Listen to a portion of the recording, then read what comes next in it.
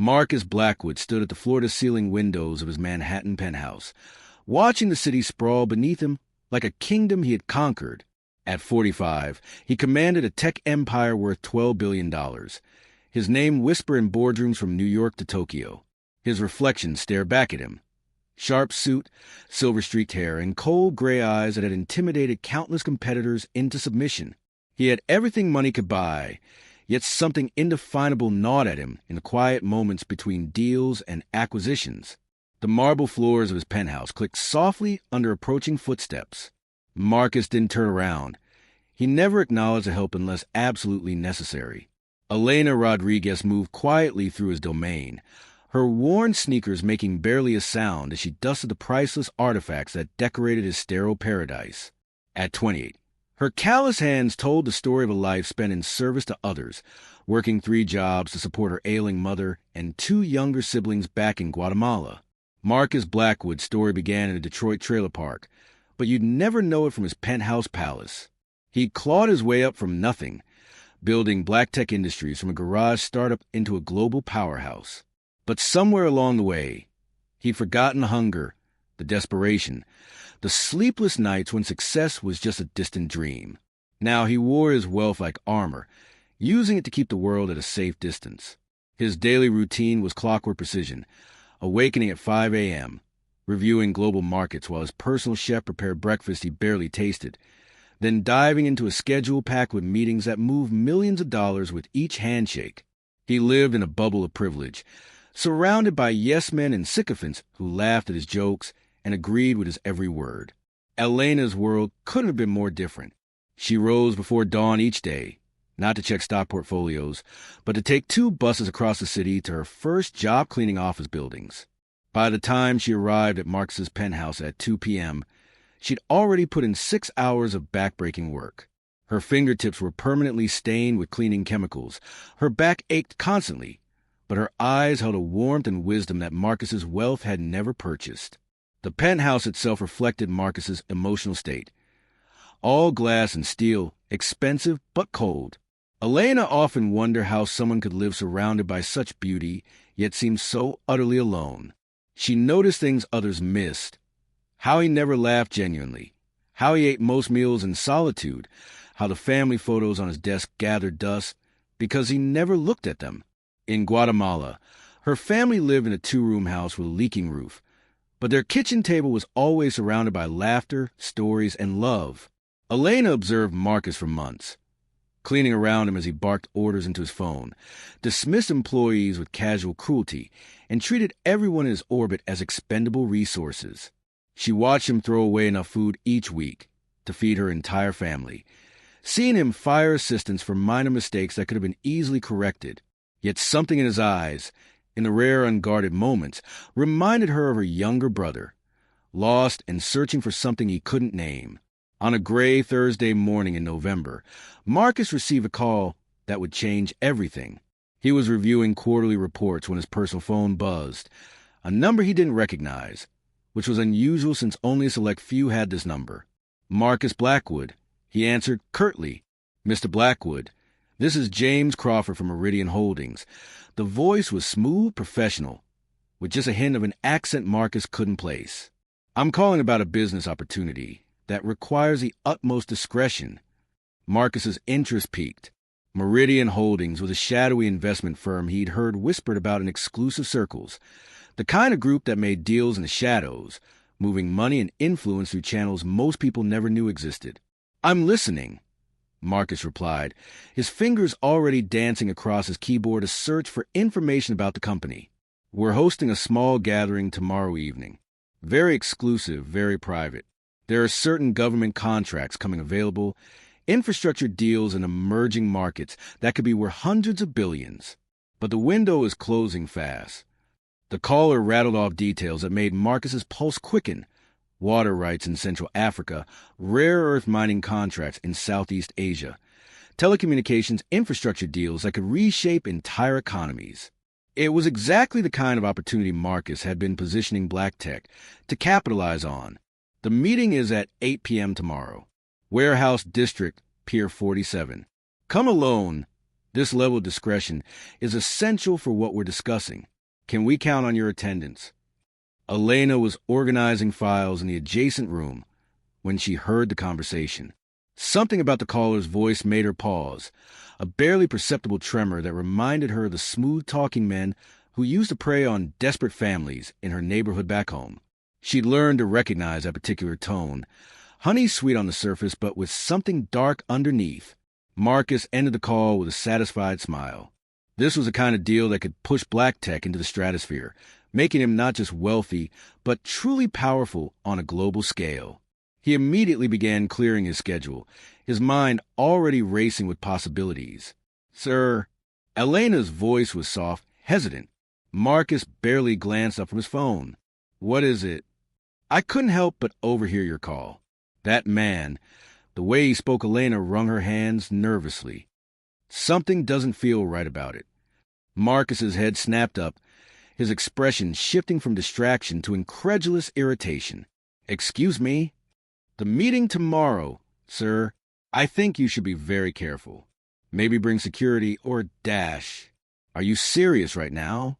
Marcus's voice turned ice cold. "You're eavesdropping on my private business calls, and now you think you can give me advice about billion-dollar deals?" Elena took a step back, but held her ground. "Sir, I know it's not my place, but I grew up around dangerous people. That man's voice, the way he talked about meeting alone, it reminds me of Dash." "Of what exactly?" Marcus stood up, his full height and presence suddenly dominating the room. "What could you possibly know about high-level business negotiations? You clean toilets for a living." The words hit Elena like a physical blow, but she pressed on. "I know about survival, Mr. Blackwood. I know when something feels wrong. And this feels very, very wrong." Marcus let out a harsh laugh. "Let me make something clear to you. You are here to clean my home, not to think about my business. You have no education, no experience, no understanding of the world I operate in. The fact that you think your intuitio could possibly be relevant to a multi-billion-dollar opportunity is frankly insulting." Elena's cheeks burned with shame and anger, but she tried one more time. "Please, sir, just consider bringing protection, or meeting somewhere public dash." "Enough!" Marcus's voice thundered through the penthouse. "I don't pay you to think. I pay you to clean. Do your job and stay out of mine, or find yourself a new employer." Elena nodded silently, tears of frustration and hurt burning behind her eyes. She watched Marcus turn back to his phone, already dismissing her completely as he began making arrangements for the following evening. But something deep in her gut continued to twist with dread. The next evening, Marcus drove his Bentley through the increasingly rough neighborhoods toward Pier 47. As the gleaming towers of Manhattan faded behind him, replaced by abandoned warehouses and rusted shipping containers, a tiny voice in his head began to whisper doubts. But his greed and arrogance were stronger than his caution. The warehouse specified in the meeting sat at the end of a dead-end street, its windows dark except for a single light on the second floor. Marcus parked his car and checked his phone. Exactly 8 p.m. He straightened his tie, grabbed his briefcase, and walked toward what he believed to be the deal of a lifetime. The heavy steel door was slightly ajar. Marcus pushed it open and stepped into a cavernous space filled with shadows and the smell of rust and decay. His footsteps echoed eerily as he called out, "Hello? James Crawford." "Right here, Mr. Blackwood." Marcus turned toward the voice and froze. 5 men emerged from the shadows, but none of them looked like successful businessmen. They were rough, dangerous-looking men with the kind of scars and dead eyes that spoke of violence as a profession. James Crawford stepped forward, and Marcus realized the voice on the phone belonged to a man who looked more like an enforcer than an investment banker. "What is this?" Marcus demanded, his voice cracking slightly as fear began to override his confusion. "This, Mr. Blackwood, is a business transaction, just not the kind you were expecting." Crawford smiled, revealing gold teeth. "See, we've been watching you for months, learning your patterns, your weaknesses, your value to certain interested parties." Marcus's blood turned to ice water. "What do you want?" "Your cooperation, primarily. Access to your offshore accounts, your government contracts, your client database." And if you're really cooperative, we might let you live to enjoy a comfortable retirement in a country with no extradition treaty. The other men moved to surround Marcus, cutting off any escape route. One of them, a mountain of a man with prison tattoos cover his arms, cracked his knuckles meaningfully. You see, Crawford continued conversationally, kidnapping billionaires is tricky business. Too much security, too much attention. But lure them somewhere isolated with the promise of easy money, they come running every time. Marcus's mind raced desperately. His phone had no signal in the metal building. His car keys were in his pocket, but the door was now blocked. For the first time in decades, his money and influence meant absolutely nothing. Elena was right, he whispered to himself, the realization hitting him like a physical blow. What was that? Crawford asked with mock curiosity. Marcus thought of Elena's worried face, her earnest plea for him to be careful, the way he dismissed and humiliated her for trying to protect him. A poor cleaning woman with no education had seen the danger that he, with all his wealth and supposed intelligence, had missed completely. Nothing, Marcus said, his voice hollow with regret. Good. Now, let's discuss the terms of your cooperation. Back at the penthouse, Elena tried to focus on her work, but anxiety gnawed at her constantly. She'd finished her cleaning hours ago, but couldn't bring herself to leave. Every instinct screamed that Marcus was walking into danger, and despite his cruel words, she couldn't shake the feeling that she needed to do something. At 9 p.m., she made a decision that would change both of their lives forever. Elena grabbed her coat and the small amount of cash she'd been saving for her mother's medicine, barely enough for a taxi to the warehouse district. She had no plan, no resources, no backup. She was just a poor immigrant who cleaned houses for a living, about to venture into one of the most dangerous parts of the city to save a man who had treated her like garbage. The taxi driver, a weathered Dominican man named Carlos, looked at her with concern as they approached the pier. Mija, this is not a safe place for you to be alone at night. I know, Elena replied, her hand shaking slightly. But someone might be in trouble. Carlos studied her face in the rearview mirror and saw something that made him nod slowly. I'll wait for 10 minutes. If you're not back by then, I'm calling the police. Elena squeezed his shoulder gratefully and stepped out into the cold night. The warehouse loomed before her like a concrete monster, and she could see Marcus's distinctive Bentley parked outside. Her heart hammered as she crept closer, staying in the shadows. Through a grimy window, she could make out figures inside, Marcus surrounded by men who definitely weren't businessmen. One of them was holding what looked like a gun. Elena's blood froze as she realized her worst fears had come true. She pulled out her ancient flip phone and dialed 911. But the operator told her police units were tied up with a major incident across town. It could be 20 minutes before anyone arrived. 20 minutes Marcus might not have. Elena looked at the warehouse, at Carlos waiting in the taxi, at her phone displaying her mother's contact information. She thought about her family depending on her income, about the risk she was taking, about how much easier it would be to just drive away and let Marcus face the consequences of his own arrogance. But then she remembered something her grandmother used to say. Mija, we don't save people because they deserve it. We save them because saving others is what makes us human. Elena circled the warehouse, looking for another way in. On the far side, she found a service ladder leading to the roof. Her heart pounding, she climbed slowly, carefully, until she reached a skylight that provided a clear view of the scene below. Marcus was seated in a chair, his hands zip-tied behind his back, while Crawford paced in front of him holding a tablet. The other men were rifling through Marcus's briefcase and talking in low voices about moving him to a more secure location. Elena knew she had minutes at most before they took Marcus somewhere she'd never find him. She looked around desperately and spotted several large pieces of machinery covered by tarps near the edge of the roof. An idea formed, crazy dangerous, but possibly their only chance.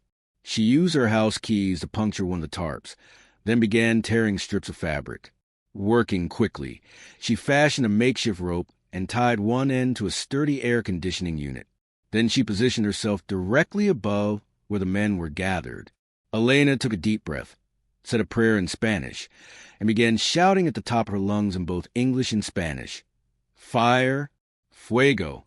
Help. Fire in the building. The men inside looked up in confusion as her voice echoed through the warehouse. Using their momentary distraction, Elena threw down the improvised rope and began rappelling down the wall like some sort of action movie hero, continuing to scream about fire. The confusion was exactly what she'd hoped for. Two of the men ran toward what they thought was the source of the shouting, while another went to check the exits for signs of actual fire. In the chaos, Elena landed hard on a stack of wooden pallets, pain shooting through her ankle, but she forced herself to keep moving. She grabbed a heavy wrench from a nearby workbench and crept up behind a man guarding Marcus. Her grandmother had also taught her that sometimes survival required violence. "I'm sorry," she whispered, and brought the wrench down on the back of the man's head. He crumpled to the ground as Marcus stared at her in complete shock. Elena quickly cut his zip ties with a box cutter from her cleaning supplies. "Can you run?" she whispered urgently. Marcus nodded, still too stunned to speak. "The taxi, follow me." They made it halfway to the door before Crawford and his men realized what was happening. Shouts erupted behind them as Elena and Marcus burst out of the warehouse and sprinted toward Carlos's waiting taxi. "Go, go, go." Elena screamed as they dove into the back seat. Carlos, who had been a wheelman in his younger days, didn't need to be told twice. The taxi peeled out just as the warehouse door exploded open and angry men poured out in pursuit. As Carlos navigated through back streets towards safety, Marcus and Elena sat in stunned silence. Marcus kept looking at the woman beside him, this person he dismissed as beneath his notice, who had just risked her life to save his. "Why?" he finally asked, his voice barely above a whisper. Elena was pressing a torn piece of her shirt against a cut on her forehead, her ankle throbbing with each heartbeat, because it was the right thing to do. "But I was horrible to you. I said terrible things." Elena looked at him with eyes that held no anger, only sadness. "You were scared and proud. Scared people say cruel things. That doesn't mean you deserve to die." The simple wisdom of her words hit Marcus like a sledgehammer. Here was a woman who made in a month what he spent on a single dinner, who he treated like she was invisible, who had every reason to let him face the consequences of his own arrogance. And she'd risked everything to save him. "I don't understand," Marcus said, his voice cracking. "Your family needs you, your job, your income. If something had happened to you—" "My grandmother taught me something," Elena said softly. "She said that every person is carrying a secret burden, fighting a battle we know nothing about. Maybe your battle is loneliness. Maybe it's fear. Maybe it's the weight of all that money and power. But everyone deserves compassion, even when they don't know how to ask for it." Marcus felt something break open inside his chest, a wall he built around his heart years ago when he decided that caring about people was a luxury he couldn't afford in business. Tears he hadn't shed since childhood began to flow freely. "I'm so sorry," he whispered. "I'm so sorry." Elena reached over and took his hand. "I know you are." By the time they reached the police station to file their report, Marcus had learned more about Elena in one car ride than he'd bothered to discover in months of her working in his home. Her mother's diabetes, her siblings' dreams of college, her own abandoned hope of becoming a teacher before poverty forced her into cleaning houses. She spoke of her family with such love and pride that Marcus felt ashamed of how little he knew about his own relatives. The next morning, Marcus sat in his penthouse office, the same space where he'd dismissed Elena's warnings less than 24 hours earlier. But everything looked different now. The expensive art seemed gaudy, the marble floors cold and unwelcoming. For the first time, he truly saw his life for what it had become, a beautiful prison that isolated him from every genuine human connection. Elena arrived for work at her usual time, limping slightly on her injured ankle. She moved quietly through the space, unsure of how to navigate this new dynamic between them. "Elena," Marcus called softly, "could you sit with me for a moment?" She perched carefully on the edge of a chair, still maintaining the respectful distance of an employee. "I want to offer you a position as my personal assistant," Marcus began. "Full salary, health benefits for you and your family, paid vacation." Elena shook her head immediately. "Mr. Blackwood, you don't owe me anything. What I did last night I did because it was right, not because I wanted a reward. That's exactly why I'm asking, Marcus replied. For years, I've surrounded myself with people who tell me what I want to hear, who laugh at my jokes because I pay them to laugh. You're the first person in decades who's been honest with me, even when that honesty was uncomfortable. He leaned forward, his voice earnest. I need someone who will tell me the truth. Someone who sees the world differently than I do. Someone who understands that there are things more valuable than money. Elena studied his face carefully. And what would you expect from me? Help me remember how to be human again, Marcus said simply. The arrangement they worked out was unlike any traditional employer-employee relationship. Elena would continue to work for Marcus, but as an advisor and conscience as much as an assistant. Her first act was to insist that Marcus personally call every employee he'd fired in the past year and offer them their jobs back with full back pay. Marcus's business practices began to change almost immediately.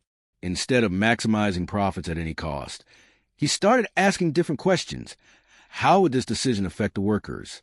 What will Elena think of this deal? What would his grandmother, rest her soul, say about the man he'd become? Elena, meanwhile, found herself in a world she'd never imagined entering.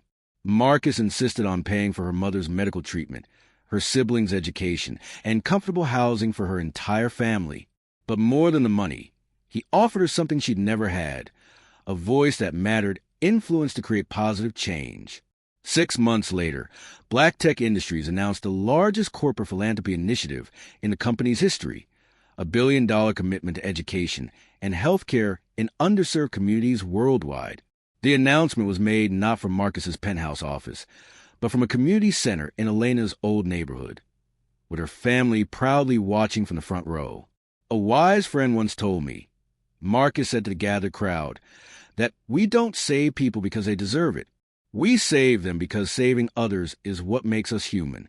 Today, Black Tech is committing to save and serve communities that have been overlooked for too long. Elena, now wearing a professional suit but still with calluses on her hands from her years of hard work, stood beside him as they announced scholarship programs, medical clinics, and job training centers. Her insight had helped Marcus understand that true success wasn't measured in stock prices but in lives improved. The transformation wasn't always smooth. Marcus still struggled with his old instincts toward arrogance and dismissiveness. Elena sometimes felt overwhelmed by her new responsibilities and the weight of influence she'd never sought. But they supported each other through the challenges, their unlikely friendship deepening into genuine mutual respect and affection. Marcus's relationship with his estranged family began to heal as Elena helped him understand that vulnerability wasn't weakness but strength. Elena pursued her dream of education, earning her GED and eventually a college degree with Marcus's encouragement and financial support. The criminals who had tried to kidnap Marcus were eventually caught and prosecuted, thanks largely to Elena's detailed testimony. During the trial, Marcus publicly credited her with saving not just his life, but his soul. 1 year after that terrifying night in the warehouse, Marcus and Elena stood on the balcony of his penthouse, watching the sunset paint the city in shades of gold. The space felt different now, warmer, more alive. Elena's influence had brought color and humanity into the sterile environment. Do you ever wonder what would have happened if I hadn't listened to you that night? Marcus asked. Elena smiled. You mean if you hadn't ignored me completely? Marcus laughed, a genuine sound that had become more common over the past year. Fair point. But what if you hadn't come to save me anyway? Then I would have regretted it for the rest of my life. Elena replied without hesitation. Not because of who you are or what you have, but because I would have let fear stop me from doing what I knew was right. Marcus nodded thoughtfully. You know, I spent my whole life thinking that wealth meant accumulating money and power. I measure my worth by my net worth. But you taught me that real wealth is measured in relationships, in the positive impact we have on others, in the wisdom to see beyond ourselves. You always had that wisdom, Elena said gently. You just forgot how to listen to it.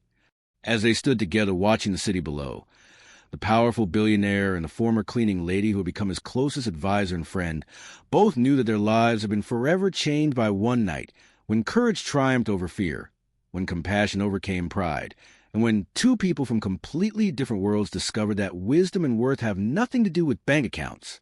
Their story became legendary in business circles, though the details were often embellished or distorted in the retelling. What remained constant was the core truth, that sometimes the most valuable advice comes from the most unexpected sources, and that real success is measured not by what we accumulate, but by how we lift others up. Elena eventually started her own nonprofit organization, focusing on supporting immigrant families and workers' rights.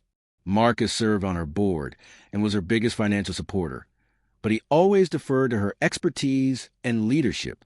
Their partnership had taught him that true leadership meant knowing when to follow.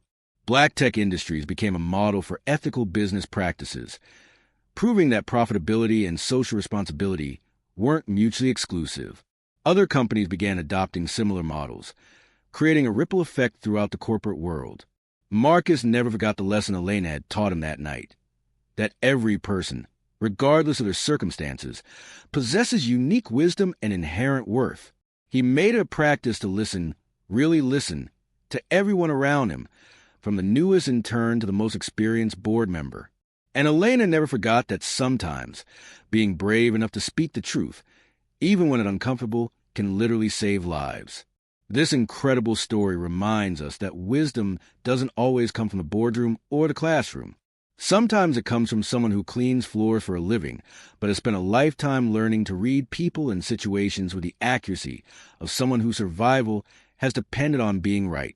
Marcus Blackwood learned that true wealth isn't measured in dollars, but in the depth of our connections to others and the positive impact we have on the world. Elena Rodriguez discovered that her voice, once dismissed and ignored, could literally save lives and change the course of a billion-dollar corporation. Their story teaches us never to dismiss someone based on their circumstances, their accent, their job title, or their economic status.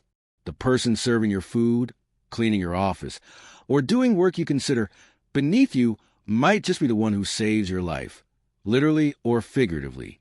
It reminds us that courage comes in many forms. Sometimes it's the courage to build a business empire from nothing.